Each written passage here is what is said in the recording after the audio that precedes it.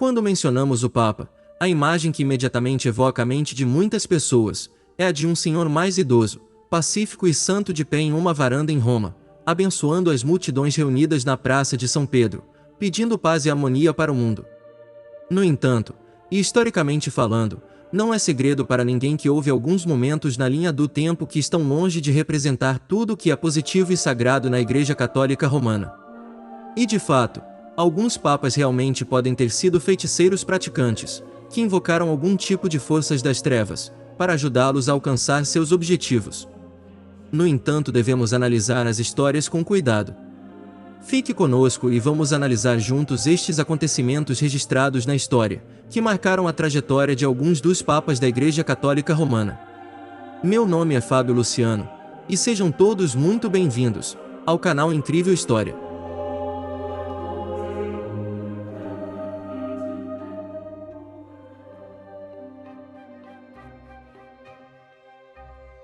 A política papal. Antes de olhar para a vida dos 7 homens que já usaram a coroa papal, e possivelmente se envolveram com magia oculta, primeiro é preciso definir o cenário para o que se vê no atual papado. Por exemplo, durante a maior parte de 1000 anos, e só terminando em 1870 com a reunificação da Itália, o papado também foi um poder temporal significativo, governando grande parte da Península Itálica. E antes disso, os papas passaram várias centenas de anos envolvidos em disputas doutrinárias dentro da Igreja cristã, decidindo quais eram os ensinamentos ortodoxos e quais eram heresias heterodoxas. O resultado líquido foi que as decisões frequentemente controversas que os papas tomaram lhes renderam muitos inimigos, tanto dentro da Igreja quanto internacionalmente, pois outros estados soberanos, particularmente o Sacro Império Romano, e os reinos da França e da Espanha, tentaram influenciar tanto a política papal, e também controlar os territórios dos estados papais que cercam a cidade de Roma. Essas disputas eram às vezes tão onerosas que grupos de cardeais descontentes elegiam papas rivais, conhecidos como antipapas, com alguns vivendo em Roma e outros em Avignon. De fato, em um ponto no início do século XV, havia 3 papas e antipapas separados, todos afirmando simultaneamente ser o chefe da Igreja Católica. Dado esse pano de fundo, assim como hoje a aniquilação do caráter desempenha um papel na política nacional e internacional, mas claro, não de maneira generalizada. Também nos anos entre meados do século V e o final do século XVI, a política papal também viu o uso generalizado da aniquilação do caráter. Exceto junto com alegações de pecadilhos sexuais e corrupção financeira, os papas anteriores também podem ser acusados de feitiçaria. A pergunta é: será que estas alegações de feitiçaria seriam verdadeiras? Papa Leão I. Para começar, vamos falar sobre um papa que talvez pode ter sido acusado de feitiçaria injustamente. O Papa Leão I, também conhecido como São Leão, o Grande, que reinou durante os anos 440 a 461, é o primeiro papa a ser acusado de praticar feitiçaria, e não poderíamos deixar de citá-lo. O Papa Bento XVI, o Papa que se aposentou em 2013, disse que a contribuição de Leão para o papado foi sem dúvida uma das mais importantes da história da Igreja. No entanto, o Papa Leão I foi acusado de magia negra na época. Isso pode definitivamente ser atribuído às brigas que houveram entre ele e seus oponentes, que incluíam tanto os bispos com quem travou uma luta pelo poder, quanto os proponentes de visões não ortodoxas sobre a cristologia e a heresia do maniqueísmo na época. Papa Leão III. O Papa Leão III, que teve seu reinado entre os anos 795 a 816, teve inimigos desde o início de seu reinado, e de fato, ele foi atacado e quase morto por homens armados a serviço de parentes do Papa anterior, e temporariamente forçado ao exílio. Ele foi restaurado pelo rei Franco Carlos Magno, a quem Leão posteriormente coroou como imperador do Sacro Império Romano, um título amplamente simbólico, que, no entanto, antagonizou o Império Romano do Oriente em Constantinopla. Como consequência dessa politicagem, os inimigos de Leão III o acusaram de perjúrio e feitiçaria. Posteriormente, há cerca de 700 anos após a morte do Papa Leão III, um grimório, ou simplesmente dizendo, um texto mágico chamado Enchiridion do Papa Leão supostamente foi publicado na França em 1523. O Grimório afirma ser baseado em uma coleção de orações, incluindo feitiços que fornecem proteção contra vários males e infortúnios. Ele continha tudo, desde feitiços ultra-secretos, até curas para mordidas de animais, que Leão deu a Carlos Magno como presente em sua coroação. Os textos teriam sido extraídos da biblioteca mais secreta e hermética da humanidade, o que se tornou hoje o famoso Arquivo Secreto do Vaticano. As lendas relacionadas a este grimório dizem que o sucesso de Carlos Magno em seu reinado foi atribuído aos feitiços que continham este grimório. Embora seja provável que o Papa Leão III tenha presenteado Carlos Magno com algo como um livro de orações, não há evidências nos arquivos do Vaticano ou nos registros sobreviventes da corte carolíngia, e o próprio Carlos Magno supostamente desconhecia qualquer texto mágico sendo doado. As suspeitas de que o Enchiridion do Papa Leão fosse falso também são apoiadas pelo fato de que a primeira versão conhecida do texto data de 1633, mais de 800 anos após a morte de seu suposto autor. Isso, no entanto, não impediu que o Grimório fosse listado nos registros policiais relacionados ao notório e famoso caso chamado Caso dos Venenos. Escândalo de feitiçaria, mortes e satanismo que abalou a alta sociedade francesa durante os anos de 1677 a 1682. Mais tarde ainda, o Enchiridion do Papa Leão tornou-se parte da fundação da magia popular e da tradição vodú das colônias francesas do Caribe, incluindo também o Haiti. Papa Silvestre II. O Papa Silvestre II, que teve seu reinado como Papa entre os anos 999 ao ano 1003, é outro ocupante do trono de São Pedro para quem a história tem sido cruel. Conhecido durante a maior parte de sua vida com seu nome de batismo, Gerbert de Aurillac, ele era um estudioso e um cientista, agora reconhecido como uma das mentes mais brilhantes de seu tempo. Estudou na Espanha, onde os mouros ensinaram as obras de Aristóteles, e segundo alguns relatos, foi responsável por reintroduzir na Europa o ábaco e a esfera armilar, ou mais comumente chamado astrolábio, além de inovações como o sistema decimal e os algarismos arábicos, substituindo na época os algarismos romanos, e ele também estudou matemática, astrologia e astronomia.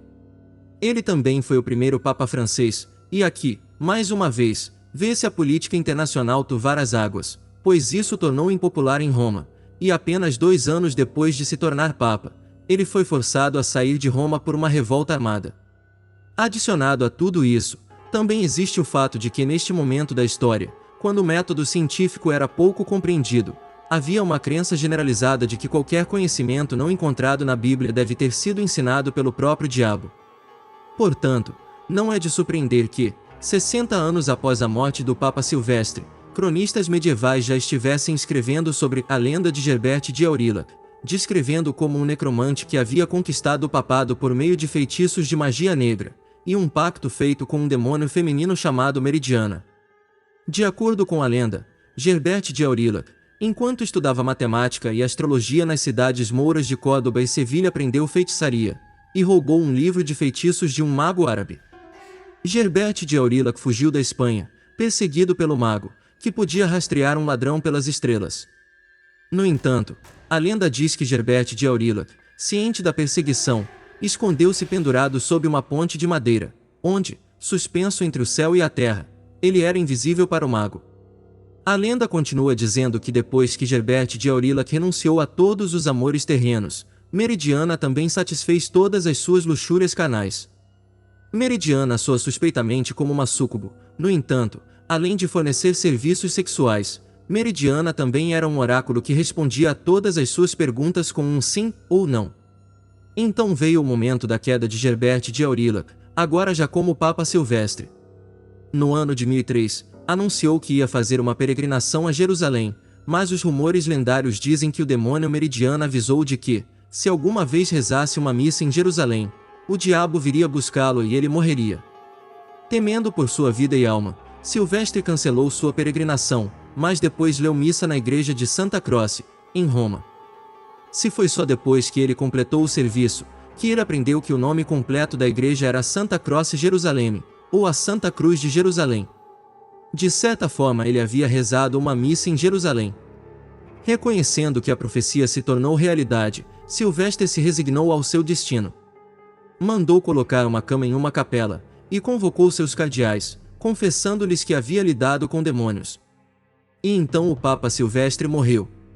Aliás, a inscrição no túmulo de Gerbert de Aurillac lê-se o seguinte: Isti locus Silvestris membra sepulti venturo domino confere ad somnitum. Que significa o seguinte: este lugar trará os membros enterrados da floresta ao som do Senhor vindouro. Escrito que deu origem à lenda de que seus ossos vão chacoalhar na tumba pouco antes da morte de um papa. Papa Honório III.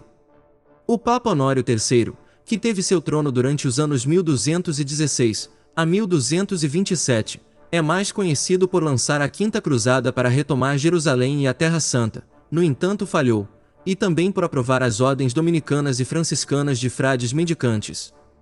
Mas todo o seu trabalho na vida foi ofuscado por rumores posteriores, de que ele também era o autor de um grimório. Chamada de Constituição, ou Grimório de Honório, os escritos discutem o valor do conhecimento oculto na Igreja, e como convocar entidades demoníacas, ensinando alguém a controlá-las. No Grimório de Honório também existem invocações de entidades demoníacas para todos os dias da semana, e fala sobre os sacerdotes que precisam jejuar por um certo período de tempo e sacrificar animais, para ajudar na ligação de espíritos malignos. Na realidade, o Grimório foi publicado no início do século XVII como um empreendimento comercial, com o nome do Papa adicionado para autenticidade. Combina elementos cristãos e cabalísticos, e também trata de ritos de exorcismo. A história tradicional trata isso como uma farsa, embora isso não tenha impedido o ocultista francês do século XIX, Eliphas Lévy, de descrevê-lo nos seguintes termos: o mistério das evocações sombrias é exposto com um conhecimento terrível escondido sob formas supersticiosas e sacrílegas. Jejum, vigílias, profanação de mistérios, cerimônias alegóricas e sacrifícios sangrentos são combinados com malícia astuta. Papa Bonifácio VIII. O Papa Bonifácio VIII, que reinou durante os anos 1294 a 1303, foi mais um papa cujo papado foi distraído e finalmente desorientado por assuntos internacionais, incluindo uma longa disputa com o rei Filipe IV da França.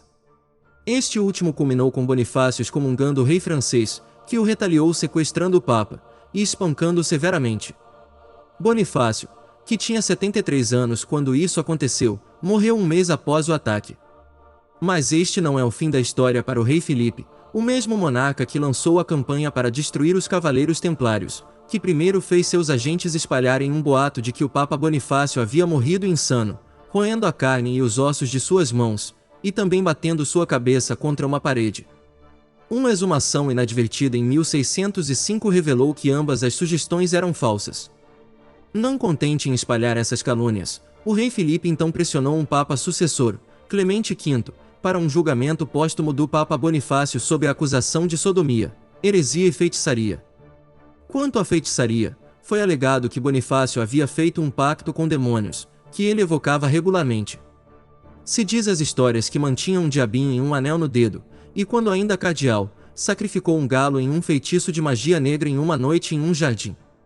Dizia-se também que, quando morreu, Bonifácio confessou seus pactos demoníacos em seu leito de morte, e no momento de sua morte, causou eventos sobrenaturais. A lenda diz que houve trovões e tempestades, com dragões voando no ar, e vomitando chamas, e tais raios e outros prodígios, fizeram com que o povo de Roma acreditasse que toda a cidade seria tragada pelo abismo. No entanto, Bonifácio foi exonerado de todas as acusações pela reunião do Conselho Ecumênico em Viena em 1312. Antipapa João XXIII.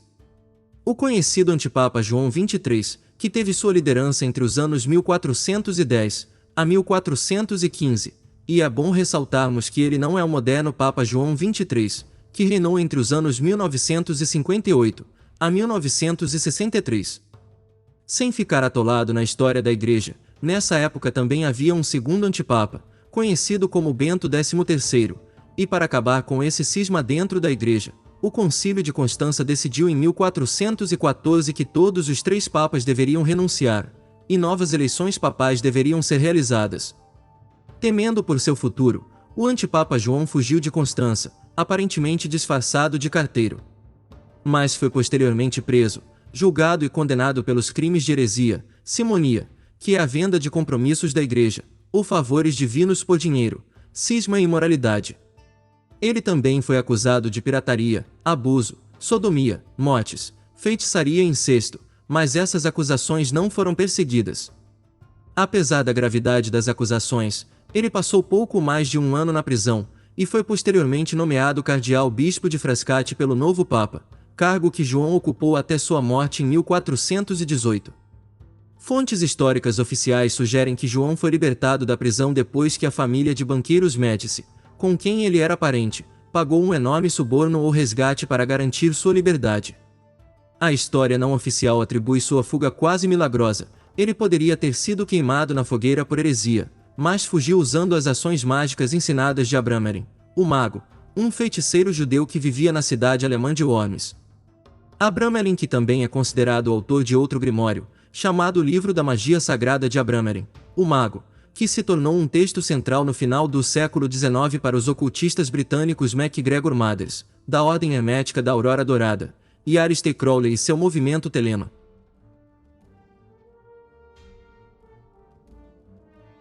Papa Sisto V.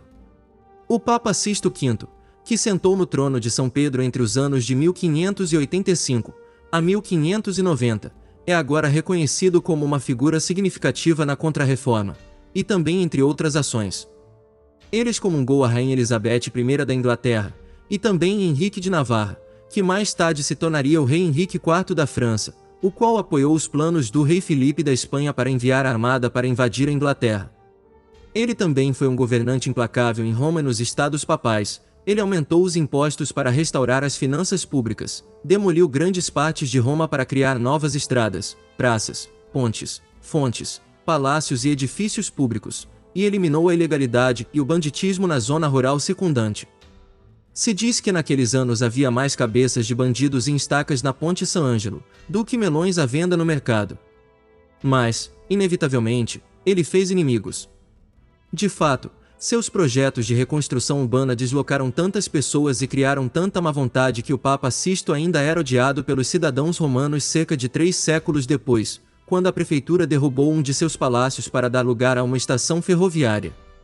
Essa impopularidade está na raiz do boato que Sisto vendeu sua alma ao diabo para ganhar o papado. Segundo a lenda, o diabo concedeu a Sisto um reinado de 6 anos.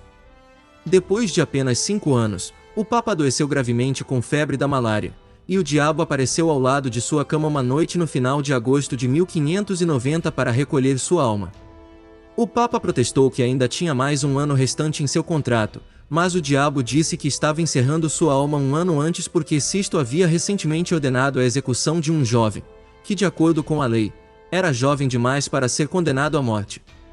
Não tendo resposta para isso, o Papa Sisto fechou os olhos uma última vez e morreu. Até a data deste vídeo não foram oficialmente registradas alegações de feitiçaria feitas contra nenhum papa subsequente desde a morte do Papa Sisto em 1590. Será que todas estas histórias e lendas têm um fundo de verdade? É isso que queremos saber de vocês nos comentários. Se ainda não estiver inscrito no canal, se inscreva e ative o sininho das notificações para não perder nenhum de nossos vídeos. Se gosta de nosso conteúdo e acha ele relevante, nos ajude compartilhando este vídeo em suas redes sociais. Estamos deixando uma super playlist com outros vídeos incríveis para vocês ao lado esquerdo do vídeo. Deixo aqui a todos vocês um grande abraço, e até os próximos vídeos.